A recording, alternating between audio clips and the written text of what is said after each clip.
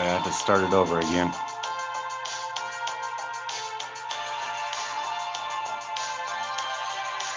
What's up, John?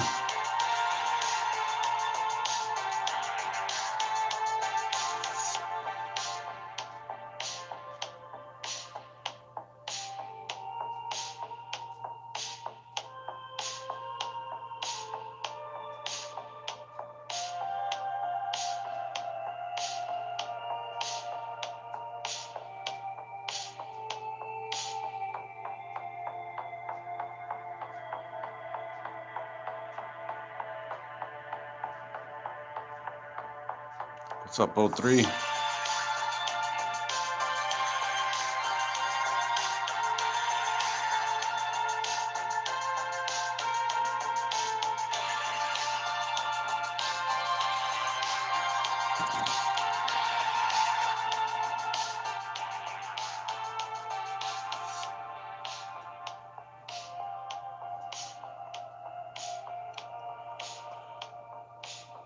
I had to waste one of my damn notifications.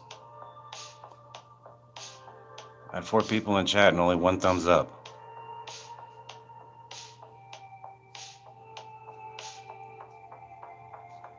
Yo, what's up, Five of a Kind?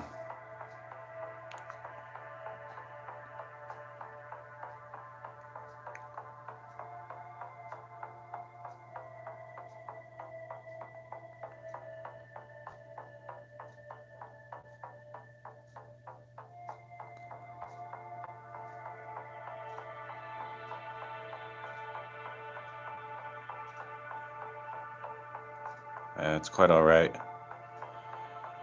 Sometimes YouTube is weird about sending out the notifications and stuff like that, and amongst other things.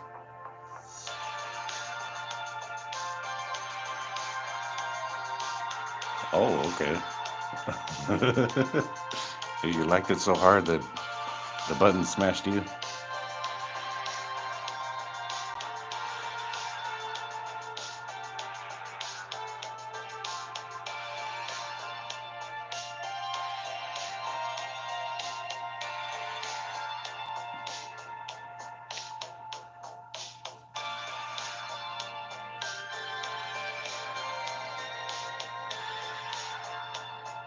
Oh, okay.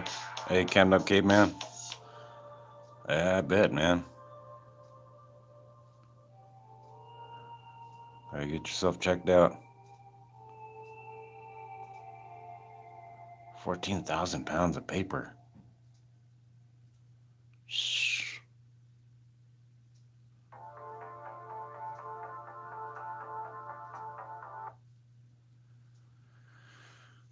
Hey, Brian. What's up, man?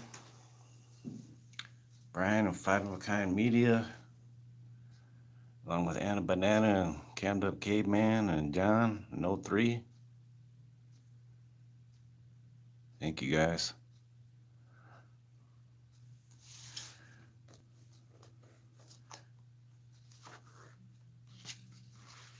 Hey, Karen. Welcome back. I had to restart the stream over again.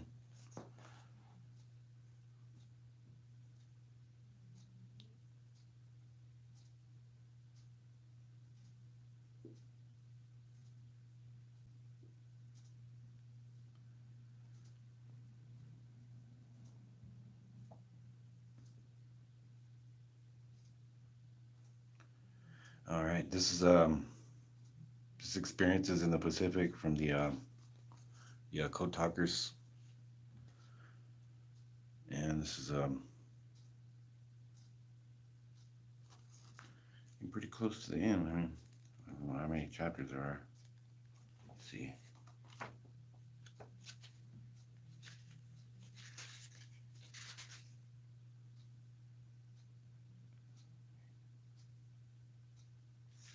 Oh, that's quite a few. 9. I think there's at least 2 more left after this one. But I will go ahead and get started. Life was difficult at best on the islands. The grass grew to a height of 4 or 5 feet, concealing booby traps and skulking enemies while generally impeding progress.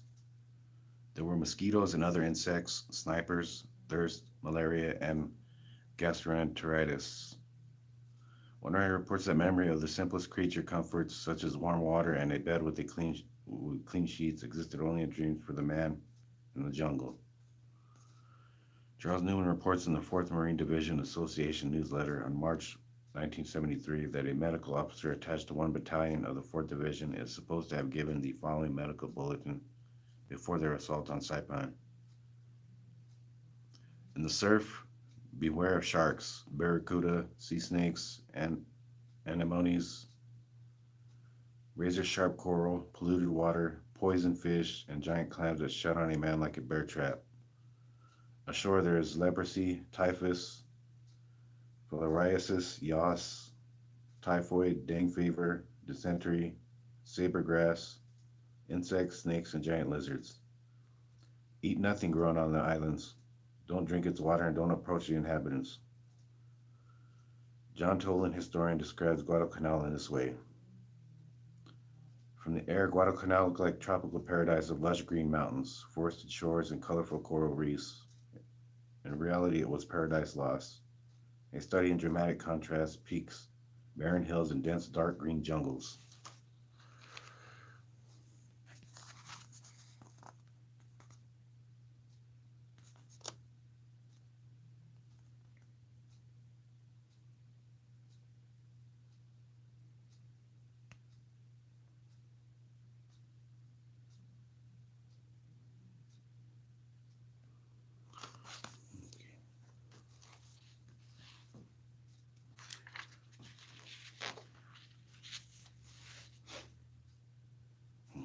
There's another one.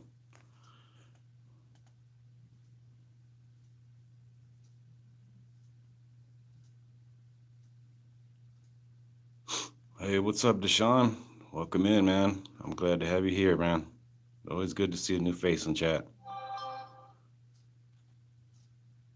Thank you for subscribing to the channel, and I hope you enjoy.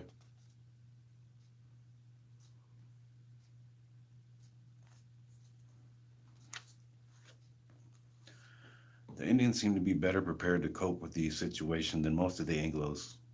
Ruth Underhill, in her book entitled Here Come the Navajo, writes, these young men had never fought before, but they had some of the skill possessed by their fighting ancestors. She says that they could crawl through the jungle without a sound, taking cover behind bushes their white comrades had hardly noticed. The manner in which they could get around at night amazed the other Marines. They were accustomed to desert darkness instead of light in streets. She writes, the fighting, especially in the jungle, is much on the old Indian style. This meant sudden attacks by a small group of men rushing from cover. It meant tracking single enemies through the jungle and watching the chance for a quick deadly spring. An article in Headquarters Bulletin, September 1944, carried a story in which Sergeant Frank View, Indian Marine, is reported to have amazed everyone by his display of stamina.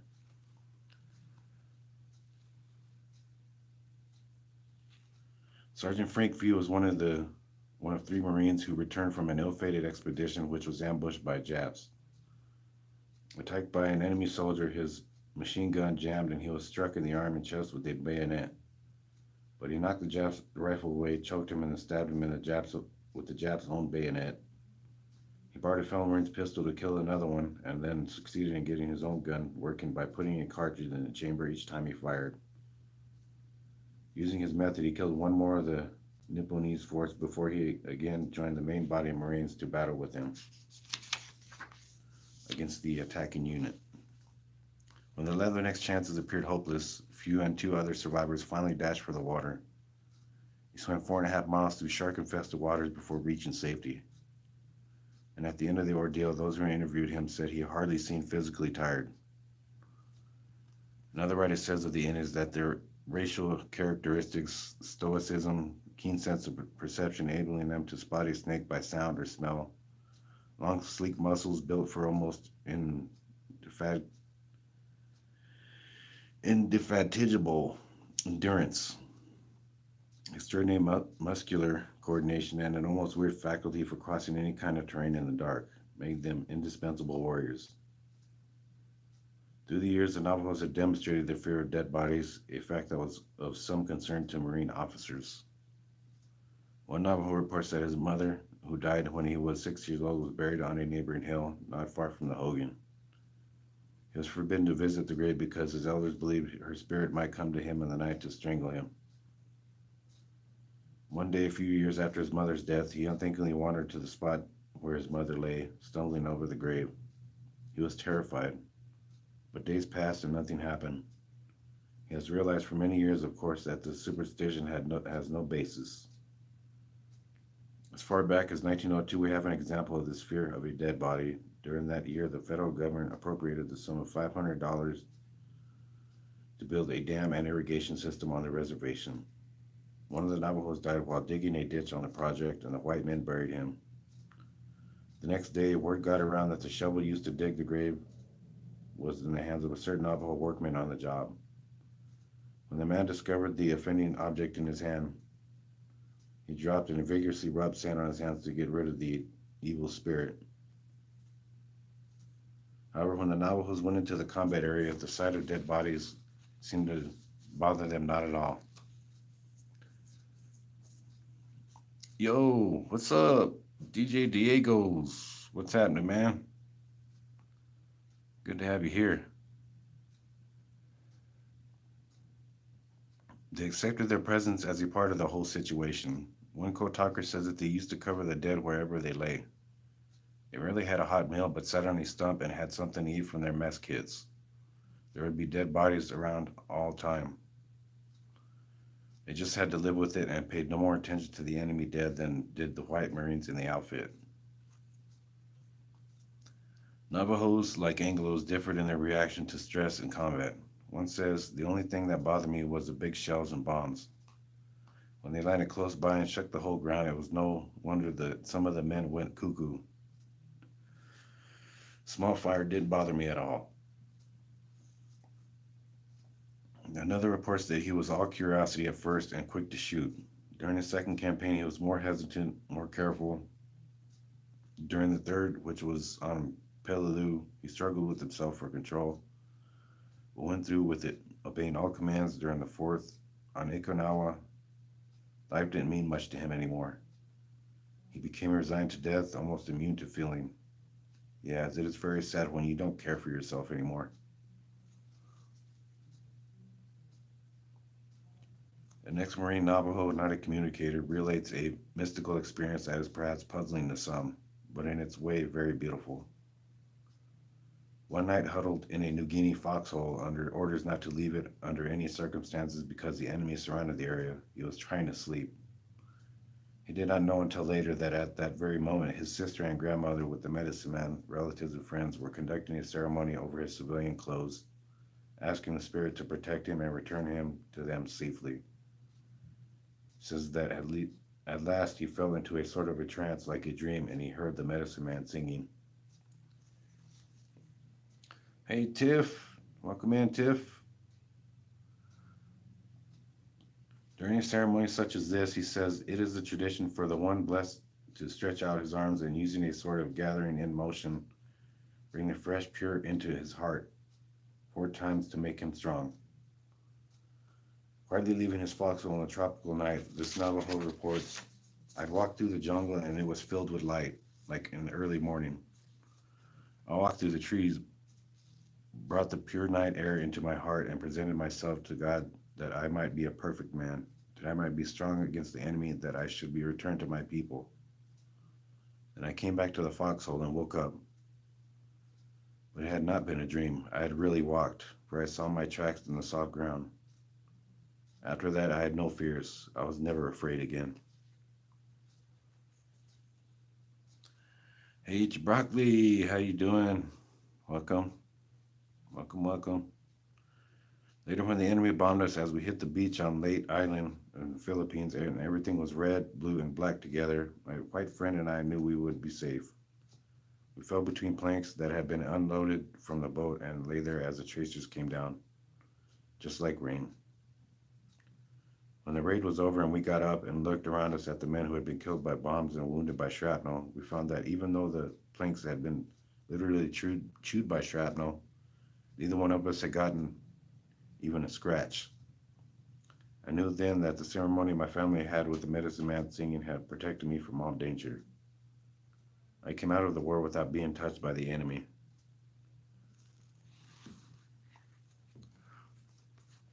Oh, okay. Right on, man. Are you from the islands? Hey, good to have you here.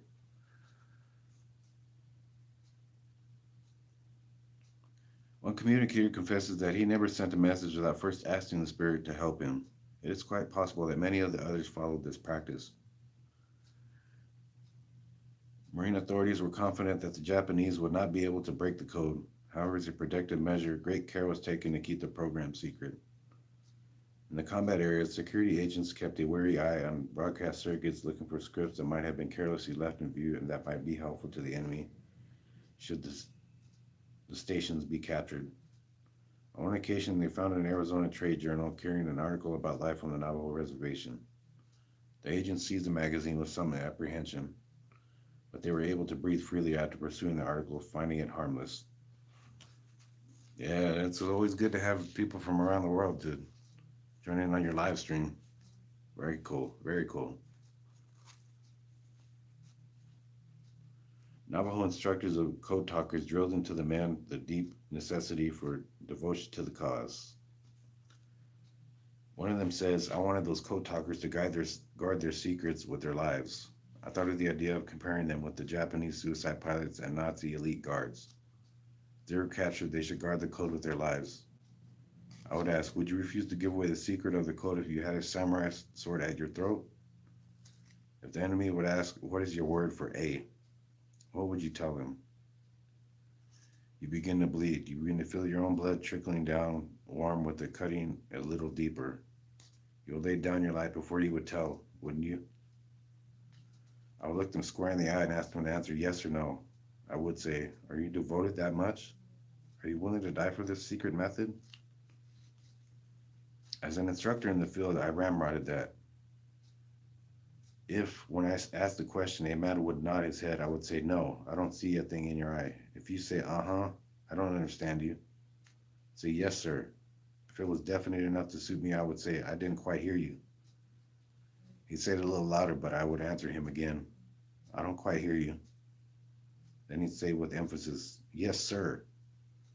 I'd stay with it until I heard it loud and clear, and then I knew that I could trust that man, just like the suicide pilots would give their lives when they made that last dive. They would say more blood for the emperor, like the Nazi elite corps, or maybe about the way they did things. I wanted absolutely strict discipline, military discipline.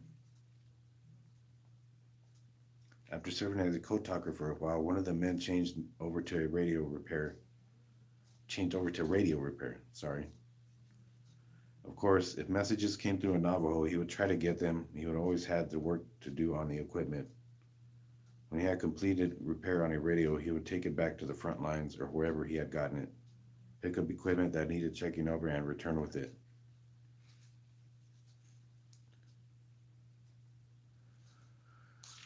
Hey, Larry and Directo. One day in Wellington, New Zealand, as he was checking out a set, he dialed in on some Navajos talking from Auckland. He changed the transmitting frequencies and tried to break in to give the guys a bum message.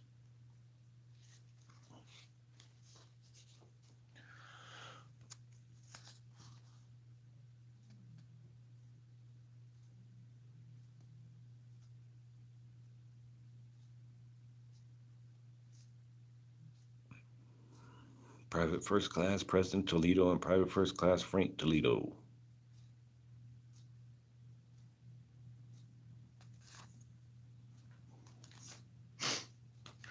He tried every possible way to throw them off, but they remained unperturbed by the intrusion. He was on the line 4 or 5 minutes, but he could not get to the men to divulge the division or company they were with.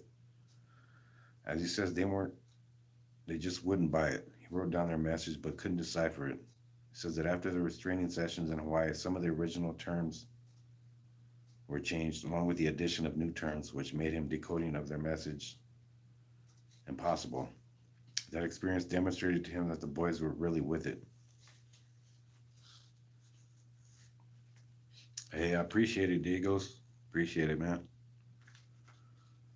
Just a little something I like to do, man. Besides the normal, that I do. I do cop watching as well, but I decided to try to pick up a little, history and learn myself, and teach you, the viewers, about it. Concern that the dark complexion Navajos might be mistaken for Japanese was well founded. In the latter days of Guadalcanal, an army unit picked up a Navajo code talker on the coastal road and sent the message to the Marine Command. We have captured a Jap in Marine clothing with Marine identification tags. When an officer confronted the captive, he immediately released him as an Indian communicator, who, it is said, was bored with the proceedings. The situation did not always prove to be boring. One Navajo tells of his experiences concerning incidents on New Georgia Island. After we had hiked 2 or 3 days, right at dusk in the jungle, the Japs hit our line. When we were under fire, one Army officer pulled his .45 pistol on me, taking me for a Jap.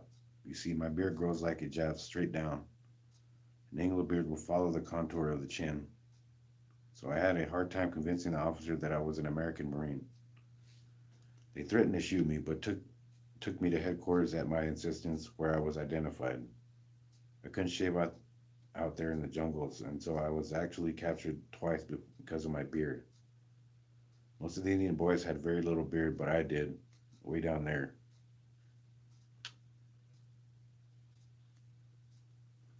Another hair-raising experience is related by another code talker.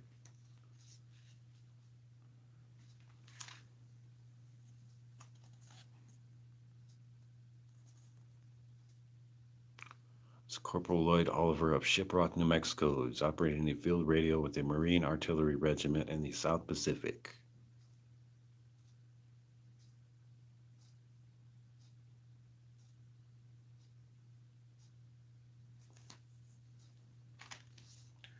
I had been on Guadalcanal for some time, and I was hungry for something like orange juice. The Army usually had some, and a transport had just come in close to where we were, waiting on the beach to leave the island.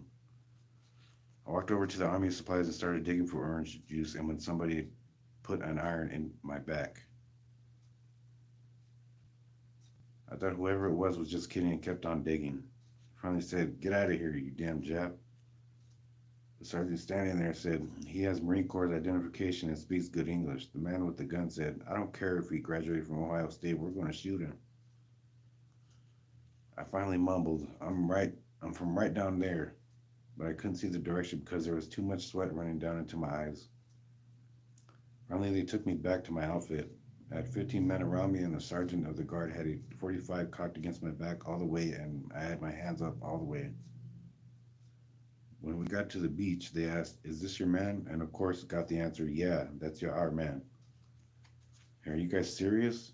"You're damn right we're serious," they said. "If you guys don't make a positive identification, we're going to take him back."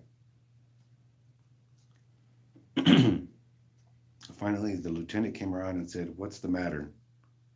"Well, we caught this man over there in our yard, and we think he's a Jap. If you don't identify him, we're going to take him back over there and shoot him."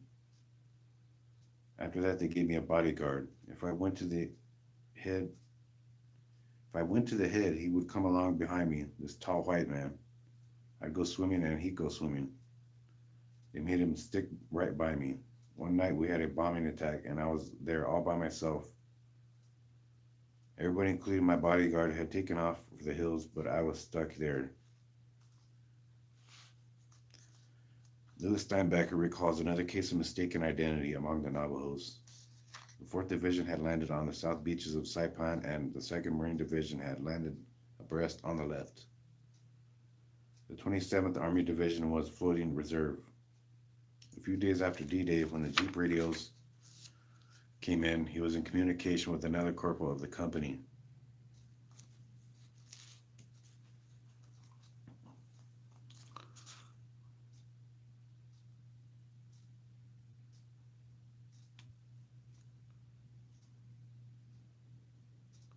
Yes, broccoli is good. I like it with cheese, though. I've never ate it with cheese, but I've been wanting to.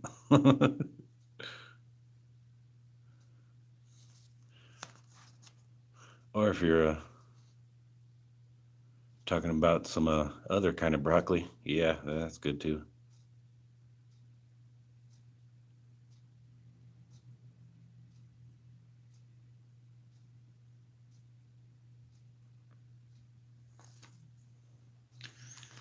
Mr. Steinbacher was in one division sector with the Navajo, and the other was with the Navajo over in the second division. The two men were working as liaison between the two divisions.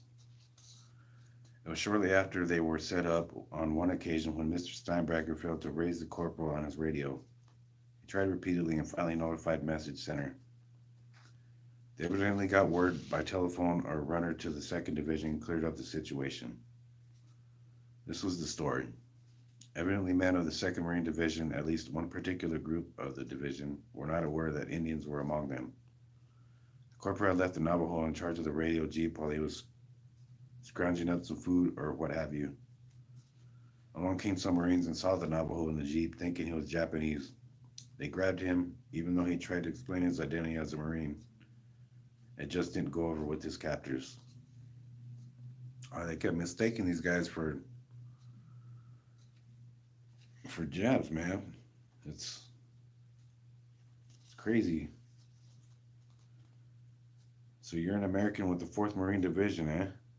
Okay. Who's the commandant of the Marine Corps? The answer should have been General Vandergrift, but the Navajo, misinterpreting the question, gave the name of his commanding officer, Captain Watson. With this, they tossed him behind barbed wire. When the corporal returned, he had some explaining to do before the Navajo was released. One code talker had been shocked by a mortar shell that had exploded close to his ear. He had the uncomfortable sensation that his head was of mammoth size. One day he found a shell hole with a lot of water in it, so he decided to take a bath along with other members of his company. Thinking that if he washed all over, putting a lot of water in his head, that miserable sensation might be minimized. He removed his clothes and bathed, taking his time, and did not notice that all the others had finished and left him alone. When the Japanese were taken prisoner, they were usually requested to strip to uncover any hidden weapons. An MP who seemed to appear out of nowhere probably took the bather for a Japanese prisoner. He yelled, "Get out!" The Navajo turned around and confronted the MP, who placed his bayonet right between the eyes of the startled Indian, who said, "I'm one of the Marines."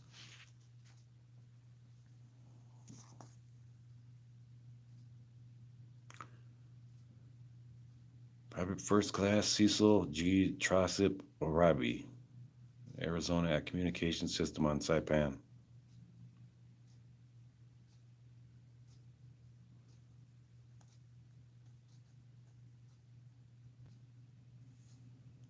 Indian Marine fighters on Bougainville.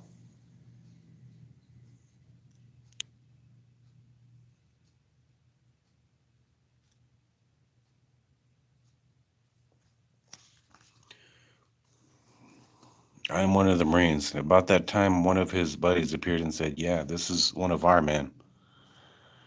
He was allowed to put his clothes on, but the MP didn't leave his post. He turned the Navajo in to the commanding officer, who made positive identification. It was a close call. Same code talker reports that in advance, when they were flushing the enemy out of shell holes with hand grenades, they took a lot of prisoners. One day the commander called, "Geronimo, come here." Or, "Geronimo, come here. Take these prisoners back to the CP where the other men are. Make the prisoners keep their hands up all the way, and if they try any funny business, shoot." When the Navajo arrived back at platoon headquarters, everybody started laughing. They said, "Which is the prisoner?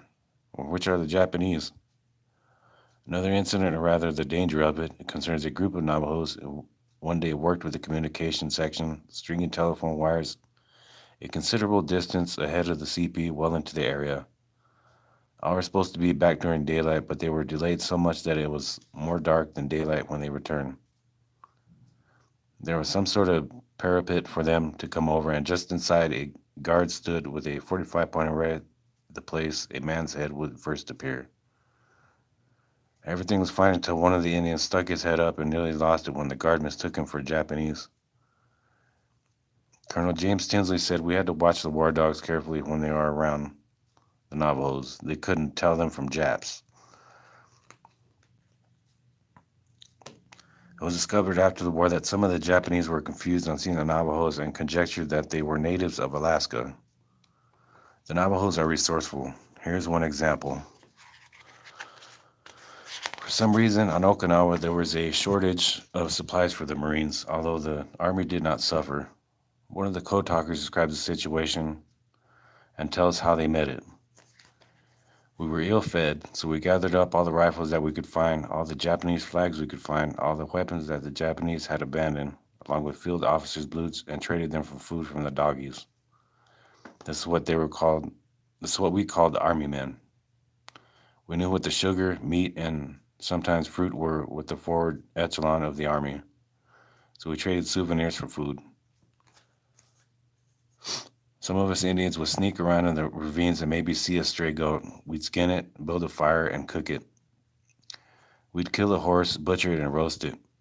Our commanding officer would admit that the chow was low and suggested that he might trade captured ammunition or any of the other souvenirs named with that army unit. We actually loaded a jeep and hauled the stuff over there in broad daylight. We were caught by battalion commanders, and one day they were emphatically told us that we couldn't do that. Hey, Rosie Things, how you doing? You're welcome in.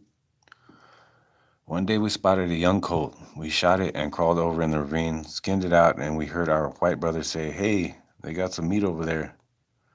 So we invited them to join us. It was in the afternoon. We built a fire, and while the fire was going, we saw spotter planes coming over. But you can be sure there was no one around the fire when the planes strafed that spot. After they had gone, we'd put the meat on the hot coals. This white guy said, "Hey, Chief, where did you get this meat?" They thought we had traded souvenirs for this good beef. "Over there, over the hill," I said vaguely. Finally, after I had salted the meat and eaten it, smacked their lips over it, and one of the guys who knew what it was pointed to the skin over in the ravine and said, "Hey, Chief, pretty good horse." And turning to our guest said, "Don't you know that you just got through filling up with horse meat?" Surprisingly, they didn't seem to mind and echoed, "Sure, Chief, it's a pretty good horse."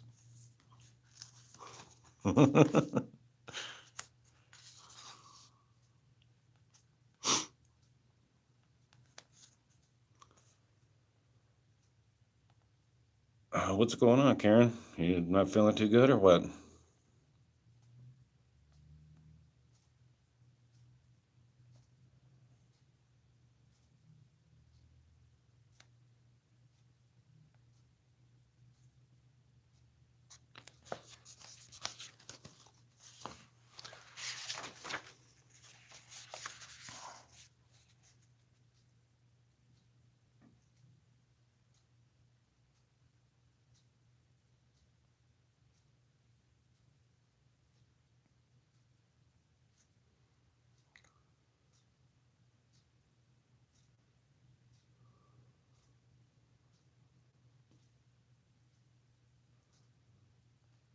Okay. I'll catch you later, Karen. Thank you for coming in.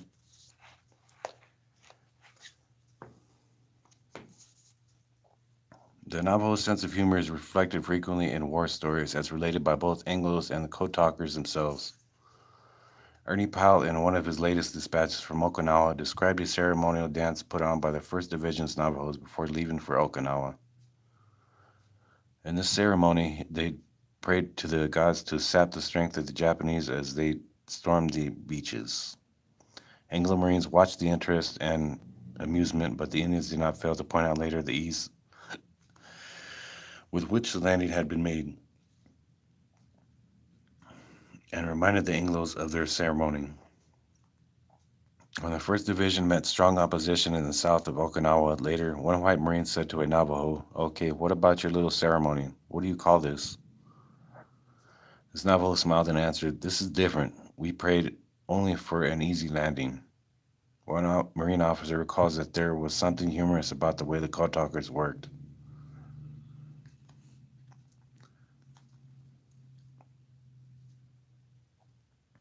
The Navajos responded to the nickname Chief repeatedly and in some cases to Geronimo, as has already been noted. The Navajos are a proud people. One example is cited by Joseph W. Kreoff, who served along with the Indians in the teletype service of the Signal Company, Headquarters Battalion. He says that while on the island of Tinian, they began to receive 10-1 rations, since there were 5 men in the teletype section and 5 Navajo code talkers at headquarters. The 10-1 rations were issued to the teletype section.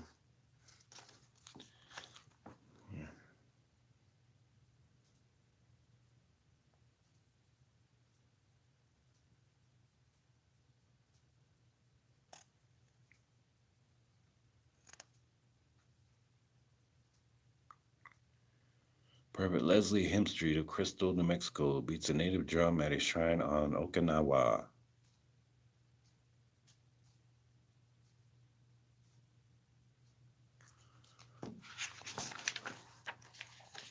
Teletype with instructions to share with the Indians. The Navajos would not eat with the teletype section. Mr. Kreoff had an idea as to the reason, and the second day he arranged for the 10-1 rations to be issued to the Navajos with instructions to share with the teletype section.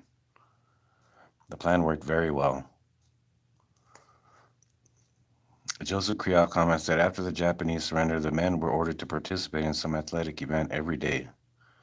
The Navajos faithfully obeyed orders, going out every morning and afternoon to play softball. Sometimes some of the others would drift into the woods and relax, playing cards and reading.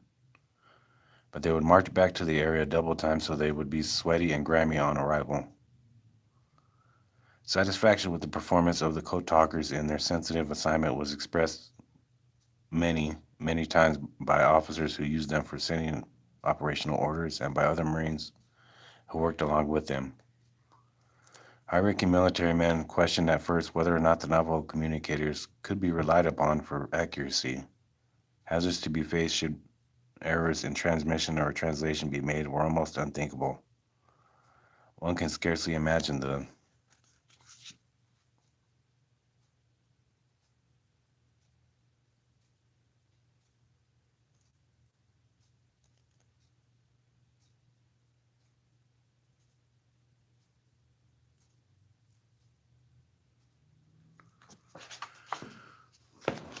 One can scarcely imagine the tragedy of a battalion commander in the position of trying to explain a gigantic loss of men because his Indian code talker had told him the order was to attack instead of withdraw.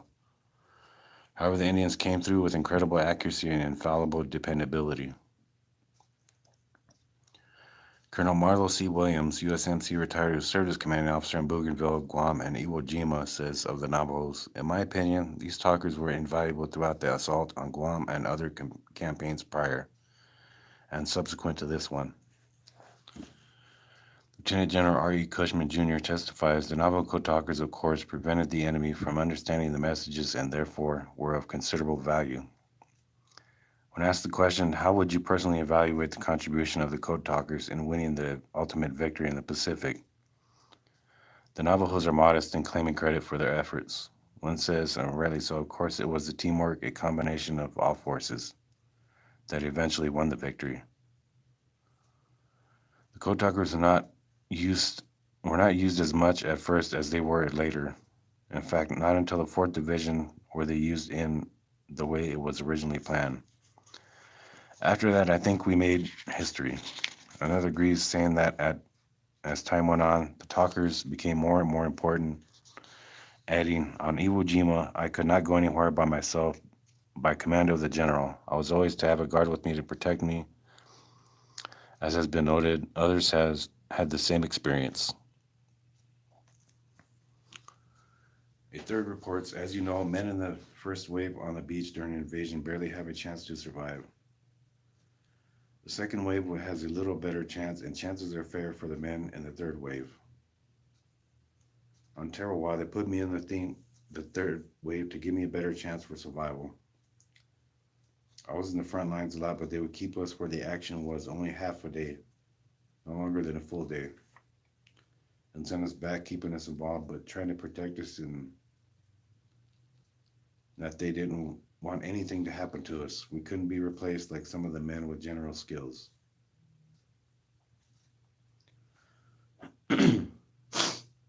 In answer to the question as to whether or not the Japanese sent recordings of coded messages to headquarters in Tokyo for study during the war, Colonel Norman Gertz, who served as radio platoon commander of the 4th Signal Company, said, "My guess is that while the Japanese may have monitored their transmissions at one time or another,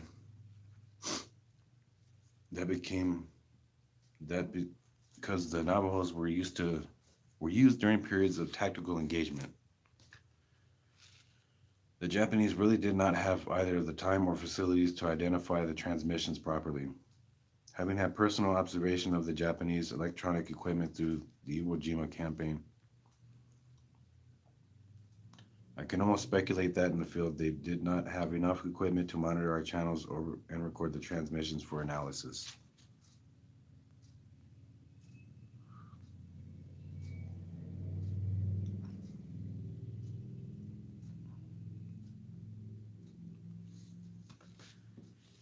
The Marines have always been justly proud of their strategy in carrying out amphibious operations, boasting a combination of those elements necessary for success: reconnaissance, leadership, careful planning, coordination, and training. During World War II, the Navajos added still another element: a system of communication that completely confused the enemy.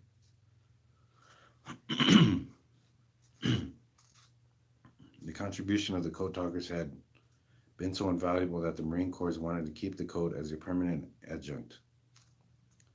For several months, Sergeant Johnson worked with Colonel Peterson, commander of the amphibious base at Camp Hamilton, on a plan that would be approved in Washington. However, their efforts were not successful.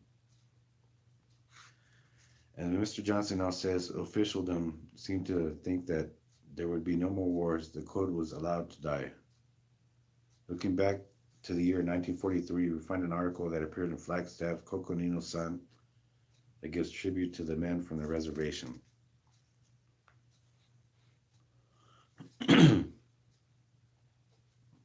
Out of the combination of the modern fighting tactics of the Marines and the inherent fighting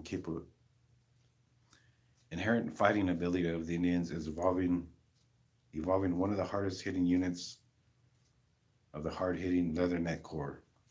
That combination did evolve, hastening the termination of the conflict. Whew. All right.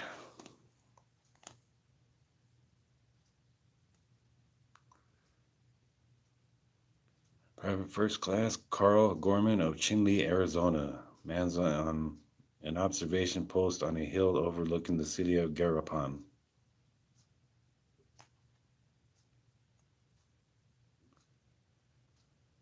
All right, folks.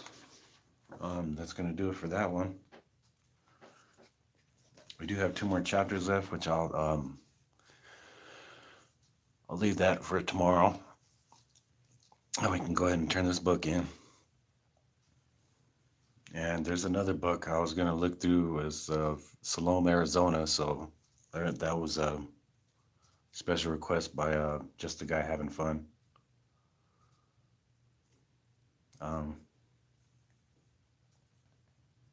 What'd you guys think of it?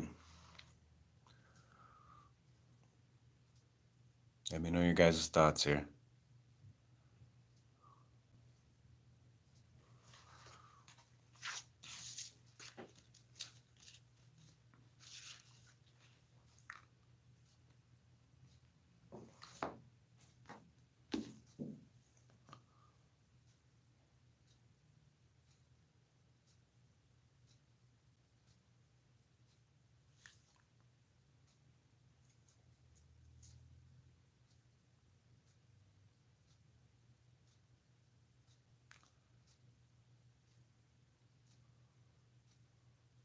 It was interesting, super cool book. Different words, more insight. Yeah, Broccoli, you got that right.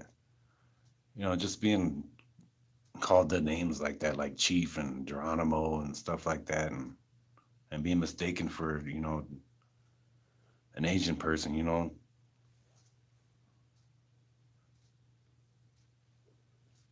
Oh yeah, Brian. Yeah, yeah, man. Because you can tell the Japanese from a Navajo. Because the Navajos, they got dark skin. You know, the skin's dark, so they're, you know, and they kind of look, you know, like the way they're supposed to. And the Asian people, they're more light skinned. You know what I mean?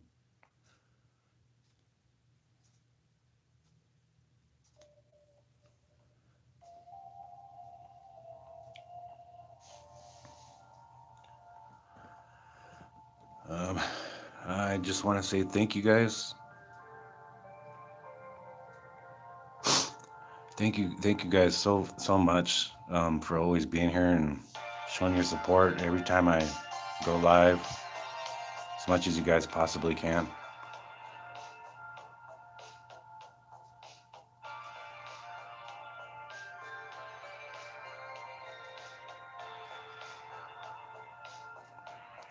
Um, what I wanted to ask if anybody would be able to help out with some cash for a bill of mine that I've not been able to pay, and I just need at least $60 to get this bill paid, or at least part of it, until I can come up with the cash later on. If anybody can help with that, it'll be greatly appreciated. But I do have a Cash App and PayPal. If anybody's willing to donate, I really don't like asking for help like that. But if you guys can, it's more than appreciated. It would help out quite a lot and take a load off my shoulders.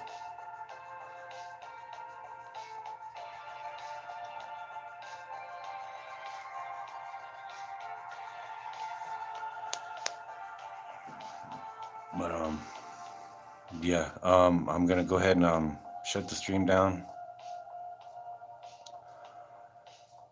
But you know, like I said, if you guys can help out with anything, please, please. I'm literally begging. Um, yeah. Um, I do thank you guys very much for always being here and always supporting the channel every which way you guys can. So, with that being said, I'm gonna go ahead and shut this live stream down and get back home. See if I can figure something out for this bill that I got. I was at least if I could get part of it paid, you know, if it'll be good. So if you guys can anybody, it don't have to be a lot, um, but at least if I can come up with 60 and gosh, I hate doing this, man.